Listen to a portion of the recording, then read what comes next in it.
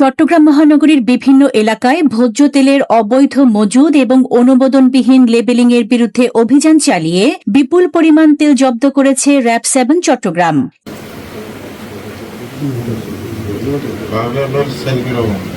এ সময় দুইটি প্রতিষ্ঠানকে মোট ৬০,০০০ টাকা জরিমানা করা হয়েছে। র্যাব-7 সূত্রে জানা যায়, গোপন সংবাদের ভিত্তিতে নগরীর অক্সিজেন মোড়, নাসিরাবাদ ও কর্ণফুলী কমপ্লেক্স এলাকায় কিছু অসাধু ব্যবসায়ী অবৈধভাবে ভোজ্য তেল মজুত করে কৃত্রিম সংকট সৃষ্টি এবং অনুমোদনবিহীন বিএসটিআই লেভেল ব্যবহার করে বাজারজাত করছে।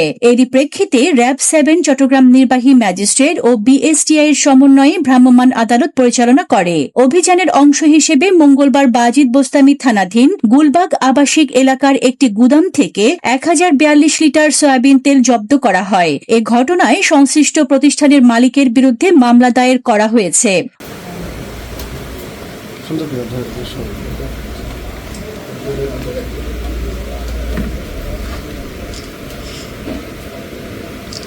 পরবর্তীতে ৮ এপ্রিল বুধবার রাত দিবাগত ১টা ৩০ মিনিটে পাঁচলাইশ থানাধীন ১৬ শহর ২ নম্বর গেট এলাকায় অভিযান চালিয়ে দুইটি গুদাম থেকে আরও ২১,৬০০ লিটার ভোজ্য তেল জব্দ করা হয়। এ অপরাধে গুদাম মালিকদের মোট ৬০,০০০ টাকা অর্থদণ্ড প্রদান করে ভ্রাম্যমাণ আদালত। র্যাব-7 জানিয়েছে, ভোজ্য তেলের বাজারে কৃত্রিম সংকট সৃষ্টি ও অবৈধ মজুতকারীদের বিরুদ্ধে এ ধরনের অভিযান অব্যাহত থাকবে।